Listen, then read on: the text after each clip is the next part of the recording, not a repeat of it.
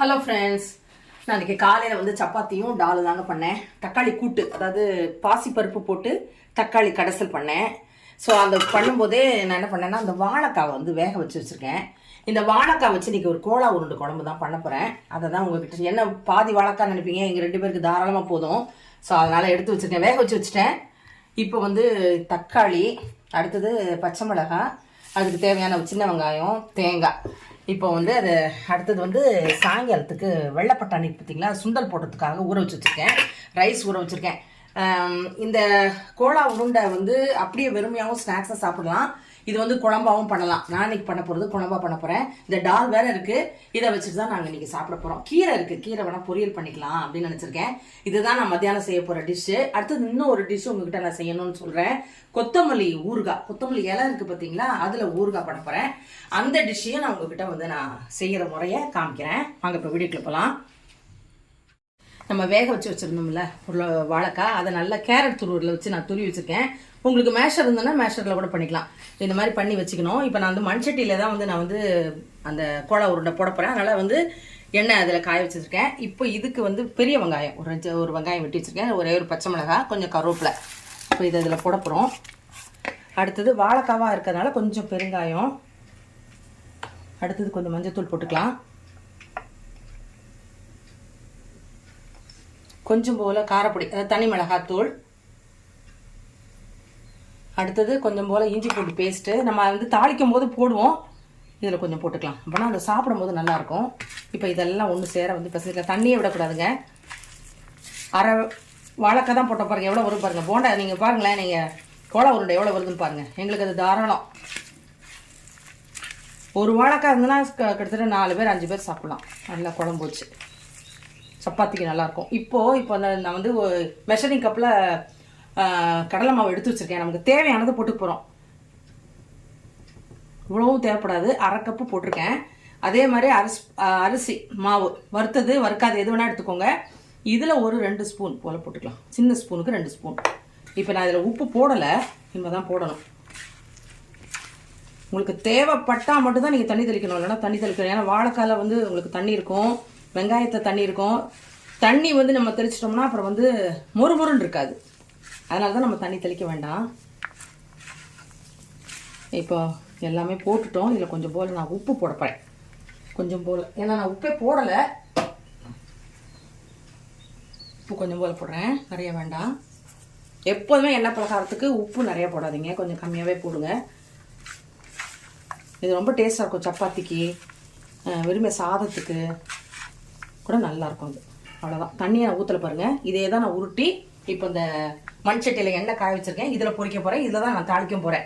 இப்போ உருண்டை போட்டுட்டு உங்ககிட்ட காமிக்கிறேன்.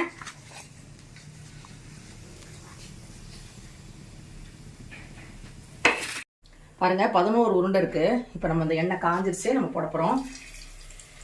மொத்தமாகவே போட்ட போகிறேன். ஏன்னா பெரிய சட்டியாக தான் இருக்குது, அதனால் மொத்தமாக போட்டுடலாம்.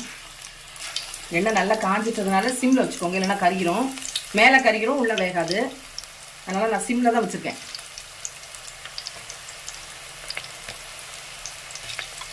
அவ்வளோதான்.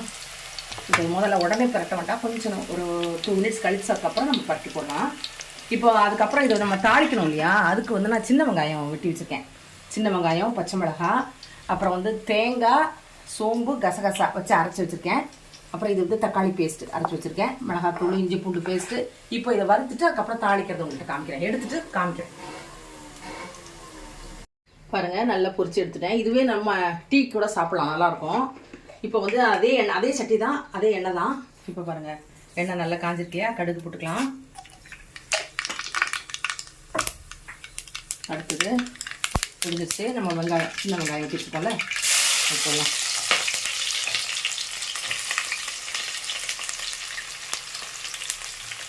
நல்லா வேகட்டும். இதில் வந்து உப்பு போட்டுக்கலாம். கல் உப்பு போடுறேன், ஏன்னா நம்ம இதில் கொஞ்சம் தான் உப்பு போட்டிருக்கேன். இப்போ நம்ம அதை வந்து குழம்பு மாதிரி பண்ண போகிறோம் இல்லையா, அதனால் இது கொஞ்சம் இஞ்சி பூண்டு பேஸ்ட்டு. அடுத்தது நம்ம தக்காளி அரைச்சி வச்சுருக்கேன் பார்த்தீங்களா, 2 தக்காளி. நான் ஏற்கனவே சொல்லியிருக்கேன், எல்லாத்துக்குமே நான் அரைச்சி தான் போடுவேன்னு. அப்போ தான் உங்களுக்கு திக்கனி வரும். தேங்காய் போடாமல் கூட அப்படியே வச்சு சாப்பிட்லாம். கொஞ்சம் அரைச்ச தக்காளி விழுது.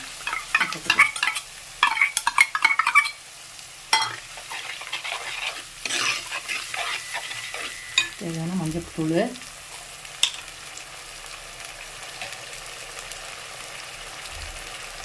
இது நீங்கள் தேங்காய் அரைக்காம வெறுமே நீங்கள் தேங்காய் பால் ஊற்றி கூட செய்யலாம், நல்லாயிருக்கும்.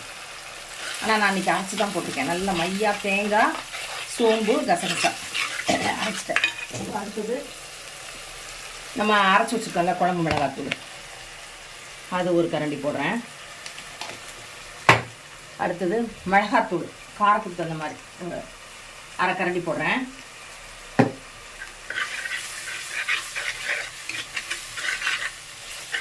இப்போ நம்ம அரைச்ச விழுது இருக்குல்ல, தேங்காய் கசகசா சோம்பு அரைச்சிருக்கோம்ல, அதை இதில் போடுறேன். போட்டாச்சு, எல்லாமே போட்டாச்சு. அடுத்தது நம்ம மிக்சியில் தக்காளி அரைச்சோம் இல்லையா, தேங்காய் தக்காளியெலாம் அரைச்சோம்ல, அதை கழுவி நான் இதில் ஊற்ற போகிறேன். அது வேஸ்ட்டாக தானே போகுது, அதனால் அதை கழுவி ஊற்றிடலாம். ரொம்ப டேஸ்ட்டாக இருக்கும். அப்படியே சாப்பிட ஊற்றி சாப்பிட்டிங்கன்னா சூப்பராக இருக்கும், அந்த கறிக்குழம்பு மாதிரியே இருக்கும். ஊற்றிடுறேன். இப்போ இது நல்லா கொதிக்கணும். கொதித்த பிறகு தான் இன்னும் கொஞ்சம் நல்லா தண்ணி இன்னும் கூட ஊற்றணும். தண்ணி நான் உப்பு சரியாக இருக்கான்னு பார்த்துக்கிறேன். உப்பு கரெக்டாக இருக்குது. நம்ம இன்னும் கொஞ்சம் தண்ணி ஊற்றணும். அப்போ தான் அந்த கோலா உருண்டை போடும்போது அது அவ்வளோ இழுத்துக்கும். அதனால் கொஞ்சம் தண்ணியாகவே தான் வைக்கணும். இப்போ இது நல்லா கொதிக்கட்டும். கொதித்த பிறகு நம்ம கோலா உருண்டை போடுறத உங்கள்கிட்ட காமிக்கிறேன். நம்ம பொரிச்சு வச்சுருந்தோம்ல வாழைக்காய் கோலா உருண்டையை இதில் போட்டேன். இப்போ மேலே வந்து எண்ணெய் பிரிஞ்சு வந்த உடனே கொத்தமல்லி போட்டு நம்ம ஆஃப் பண்ணிட போகிறோம். அடுத்தது வந்து நான் கொத்தமல்லியில் ஒரு தொக்கு பண்ண போகிறேன்னு சொன்னேன் பார்த்தீங்களா. அந்த கொத்தமல்லி இலையை நான் வந்து நல்லா கழுவிட்டு நல்லா தண்ணி வடிய விட்டு நல்லா ஃபேன் காற்றுலையோ ஒரு வெறும் ஈர துணியிலையோ ஒரு காஞ்ச துணியிலையோ போட்டு நல்லா டேபிளில் காய வச்சு வச்சுருக்கேன். இப்போது இதுக்கு தேவையான புளி இதை எடுத்து வச்சுருக்கேன் பாருங்கள். புளி ஊற வச்சு வச்சுருக்கேன். இப்போ இதுக்கு காஞ்ச மிளகாய் போட போகிறேன். இப்போ பெருங்காயம் எடுத்து வச்சுருக்கேன். அடுத்தது வந்து ஊறுகான்னு சொன்னாலே நம்ம வந்து வெந்தயமும் கடுகும் தான் அரைச்சி போடணும். அதை அரைச்சி ரெடியாக வச்சுருக்கேன். இப்போ இதை வந்து நல்லெண்ணெயிலையோ கடல் எண்ணெயிலையோ தாளிக்க போகிறோம். முதல்ல இதை நல்லா வதக்கிக்கணும். இதை இறக்கிட்டு நான் செய்யும் போது உங்கள்கிட்ட காமிக்கிறேன். புளி தான் இதுக்கு ப்ரிசர்வேட்டிவ். புளியும் கல் உப்பு தான், இந்த ரெண்டு தான் நமக்கு ப்ரிசர்வேட்டிவ். நீங்கள் வெளியில் வச்சா கூட 3 months நல்லா அப்படியே இருக்கும், ஒன்றுமே கெட்டு போகாது. இதுக்கு பூண்டு தட்டி போடணும். நான் பூண்டு உரிச்சிட்டு இதை வதக்கும் போது உங்கள்கிட்ட காமிக்கிறேன். ஒரு எண்ணெய் பிரிஞ்சு வந்துட்டு இப்போ இதை வந்து நம்ம கொத்தமல்லி போட போகிறோம். போட்டு ஆஃப் பண்ணிட போகிறோம், அவ்வளோதான். இது நேரம் ஆகும்போது உங்களுக்கு இன்னும் கட்டி ஆகிடும். நல்லா ஊறி நல்லா கட்டி ஆகிடும். சப்பாத்திக்கு சூப்பராக இருக்கும், சாதத்துக்கு சூப்பராக இருக்கும். இதுக்கு வந்து ரசம் கூட வேணால் வச்சுக்கலாம். என்கிட்ட ரசம் இருக்குது, அதுதான் இன்றைக்கி மத்தியானம் எங்களுக்கு லஞ்சுக்கு. அடுத்தது நான் பாருங்கள் அரைக்கீரை எடுத்து வச்சுருக்கேன். இதோ கீரை நேற்று கொஞ்சம் பொரியல் பண்ணேன். இன்றைக்கி கொஞ்சம் 10 ரூபா தான் கட்டு. சரி கிடைக்கிற நேரத்தில் நம்ம கீரை வாங்கி சாப்பிட்டுக்கலான்னு சொல்லிட்டு எடுத்து வச்சுருக்கேன். இதை தான் இப்போ வெட்டிட்டு இதை பொரியல் பண்ணிவிட்டு இந்த தொக்கு வதக்கிட்டு ஆற வச்சுட்டு எப்போ அரைக்கல கொஞ்ச நேரம் கழிச்சு தான் நான் அரைப்பேன். நல்லா ஆறணும். அது ஆறினப்பறம் தான் அரைக்க முடியும். இதுதான் மத்தியானம் லஞ்ச் எங்களுக்கு. ட்ரை பண்ணி பாருங்கள். வாழைக்காயில் இது மாதிரி செய்ய முடியுமானா கண்டிப்பாக செய்ய முடியும். ரொம்ப டேஸ்ட்டாக இருக்கும். செஞ்சு பார்த்துட்டு எப்படி இருக்குன்னு கமெண்ட் பண்ணுங்கள். பாருங்கள் சமையலெல்லாம் முடிச்சுட்டேன். இந்த குழம்பு உங்கள்கிட்ட நான் காமிச்சேன் பார்த்தீங்களா, எவ்வளோ தண்ணியாக இருந்தது. இப்போ பாருங்கள் எவ்வளோ கட்டியாக இருக்குன்னு. அடுத்தது அரைக்கீரை காமிச்சேன் பார்த்தீங்களா, அதையும் பொரியல் பண்ணிட்டேன். இதை வந்து எல்லாம் பேக் பண்ணது போக, ஹஸ்பண்ட் கார்டுக்கு பேக் பண்ணது போக மீதி உள்ளது இப்போ நான் மத்தியானம் சாப்பிட்றதுக்காக எடுத்து வச்சுருக்கேன் எல்லாத்தையும். ரசம் இது நேற்றி வச்ச ரசம். இது காலையில் வந்து தக்காளி கூட்டு பண்ணேன் சப்பாத்திக்கு, அதில் உள்ள மீதி. வீட்டில் பாருங்க ஒரு 3 தக்காளி காய்ச்சுது. நேற்றுல முந்தா நாள் பறித்து வச்சேன். அதை உங்கள்கிட்ட காமிக்கணும்னு நினச்சேன், காமிச்சிருக்கேன். அடுத்தது சாதம் இருக்குது. இப்போ இதெல்லாம் வச்சு தான் நான் சாப்பிட போகிறேன். தயிர் இருக்குது. இந்த கொத்தமல்லி வந்து நான் கழுவி வச்சுருக்கேன், காய வச்சு வச்சுருக்கேன். இதை நான் சாயங்காலம் தான் செய்ய போகிறேன். டைம் ஆயிடுச்சு, ரொம்ப வேலை டைம் ஆயிடுச்சு. அதனால் நான் சாயங்காலம் செய்யும் போது உங்கள்கிட்ட கண்டிப்பாக இதை ஷேர் பண்ணுறேன். இப்போ நான் சாப்பிட போகிறேன், கொஞ்சம் ரெஸ்ட் எடுத்துகிட்டு அப்புறம் தான் ஃபர்தராக வேலையெல்லாம் செய்யறதை உங்கள்கிட்ட நான் வந்து காமிக்கிறேன். சாயங்காலம் சுண்டல் பண்ணுவேன்னு உங்கள்கிட்ட காமிச்சேன் பார்த்தீங்களா, அதுவும் இந்த தொக்கு பண்ணுறதையும் நான் உங்கள்கிட்ட காமிக்கிறேன். ஈவினிங் பாருங்கள், நான் பட்டாணி காமிச்சேன் பார்த்தீங்களா, வெள்ளை பட்டாணி, அதை சுண்டல் பண்ணி வச்சுட்டேன். நான் சாப்பிட்டேன், இது ஹஸ்பண்டுக்காக வச்சுருக்கேன். அடுத்தது நான் கொத்தமல்லி ஊறுகாய் பண்ண போகிறேன்னு சொன்னேன் பார்த்தீங்களா, அதுக்காக அந்த கொத்தமல்லியை நான் வந்து கொஞ்சம் போல் எண்ணெய் ஊற்றி வதக்கி வச்சுருக்கேன். பூண்டு தட்டி வச்சுருக்கேன். அடுத்தது மிளகா வந்து எண்ணெயில் போட்டு வறுத்து வச்சுருக்கேன். அப்புறம் வந்து 1 ஸ்பூன் வந்து கடுகு, 1 ஸ்பூன் வெந்தயத்தை வந்து பொடி பண்ணி வச்சுருக்கேன். அப்புறம் வந்து பெருங்காயத்தூள் எடுத்து வச்சுருக்கேன். இப்போ நம்ம வந்து இந்த மிளகா இருக்குது பார்த்தீங்களா, இந்த மிளகா, உப்பு, நான் அங்கே புளி ஊற வச்சுருக்கேன். இவருங்க புளி எடுத்துகிட்டு வந்துடுறேன், ஒரு நிமிஷம்.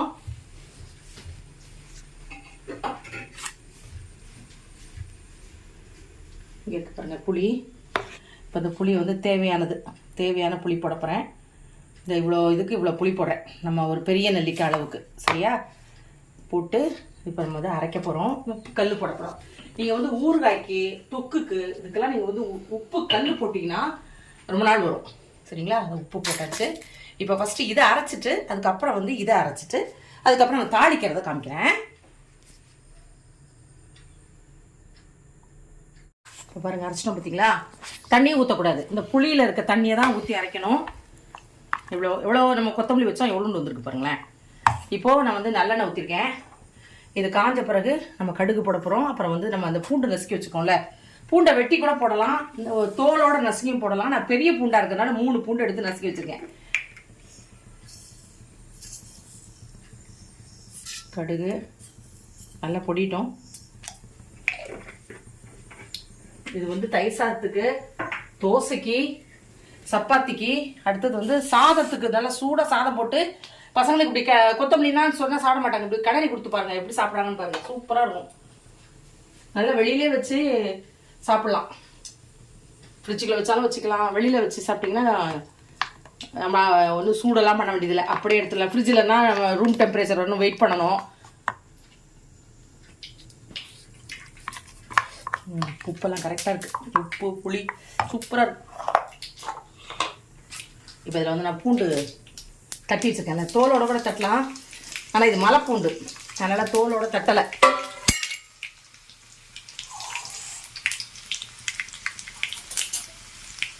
வாசனை சூப்பராக இருக்குது. அடுத்தது நம்ம பெருங்காயம், அடுத்தது நம்ம இந்த அரைச்சி வச்சுருக்கோம்ல விழுது, அதை இதில் போடுறோம்.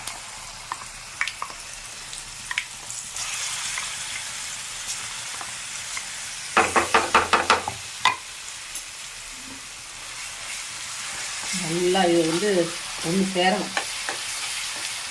அப்போ தான் அந்த கலர் வரும்.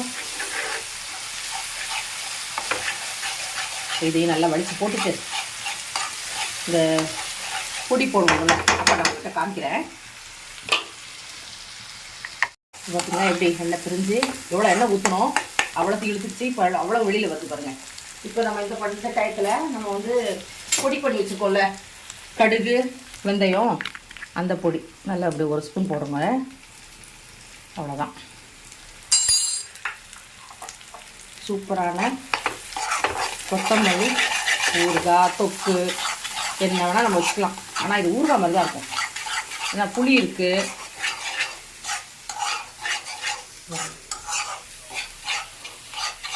சூப்பராக இருக்கு பாருங்கள். இல்லை அவ்வளோதான், எண்ணெய் பிரிஞ்சிச்சு. ஆல்ரெடி நம்ம இதை வதக்கி வச்சுருக்கோம், அதனால் ரொம்பலாம் போட்டு இருக்கணும்னு அவசியம் இல்லை. பாருங்கள், எண்ணெய் பிரிஞ்சு தன்னாலே வந்துடும். அது ஊற ஊற ஊற ஊற எப்படி நம்ம பூண்டு ஊறுகாய் வந்து பார்த்தீங்களா, அதே மாதிரி வந்துடும். நம்ம எவ்வளோ எடுத்தோம் எவ்வளோ வந்துருக்கு பாருங்கள். பாட்டிலில் போட்டு வச்சிட்டிங்கன்னா சாதத்தை போட்டு சாப்பிட்டிங்கன்னா சூப்பராக இருக்கும். தயிர் சாதத்துக்குலாம் சூப்பராக இருக்குங்க. இதெல்லாம் வந்து எனக்கு நம்ம அந்த காயெல்லாம் வாங்குற பாருங்க, அப்போ வந்து ஃப்ரீயாக கிடைக்கிறதெல்லாம் சேர்த்து வச்சுக்குவேன். சேர்த்து வச்சுக்கிட்டு நம்ம என்ன பண்ணுவோம், சாம்பார் வைப்போம், மிஞ்சி போகிறோம் தொகையில் இருப்போம், அவ்வளோதான் பண்ணுவோம். இந்த மாதிரி நம்ம தொக்கு பண்ணி வச்சுக்கிட்டோம்னா நமக்கு ஒரு நாள் பொரியல் பண்ணலை, இல்லை நம்ம குழம்பு வைக்கலை அப்படின்ற பட்சத்தில் இதை போட்டு அழகாக புரட்டி சாப்பிடலாம். இதுக்கு ஒரு வறுவலோ அப்பளமோ ஏதோ முட்டையோ ஏதோ ஒன்று சாப்பிட்டுக்கலாம். சூப்பராக இருக்கும். ஆஃப் பண்ணிடுறேன். இதான் வந்து பாருங்கள், கொத்தமல்லி ஊறுகாய், தொக்கு எது வேணால் சொல்லிக்கலாம். இப்போ அந்த எண்ணெய்லாம் மேலே பிரிஞ்சு வந்துடும். ஆறினோடனே நம்ம ஒரு பாட்டில் எடுத்து வச்சுக்கிட வேண்டியதான். இதுதான் நான் வந்து உங்களுக்கு செஞ்சு காமிக்கிறேன்னு சொன்னது. வாழைக்காயில் வந்து நான் கோலா உருண்டை பண்ணியிருந்தேன், ரொம்ப நல்லா இருந்ததுங்க. நான் மத்தியானம் சாப்பிட்டேன், சூப்பராக இருந்தது. கொஞ்சோண்டு தான் இருக்குது, நைட்டுக்கு கொஞ்சம் போல் வச்சுருக்கேன். அடுத்தது இந்த சுண்டல் பண்ணேன். அப்புறம் வந்து இந்த கொத்தமல்லி தொக்கு. இதுதான் நான் செஞ்ச ரெசிபி. அடுத்த ரெசிபியில் நான் உங்களை மீட் பண்ணுறேன். காலையில் நான் செஞ்ச வேலையை உங்கள்கிட்ட நான் ஷேர் பண்ணியிருக்கேன். பாருங்கள், ட்ரை பண்ணி பாருங்கள். இந்த கொத்தமல்லி தொக்கும் அந்த கோலா உருண்டையும் ட்ரை பண்ணி பார்த்துட்டு எப்படி இருக்குன்னு கமெண்ட் பண்ணுங்கள். நெக்ஸ்ட் நம்ம இன்னொரு வீடியோவில் மீட் பண்ணலாம். பாய்.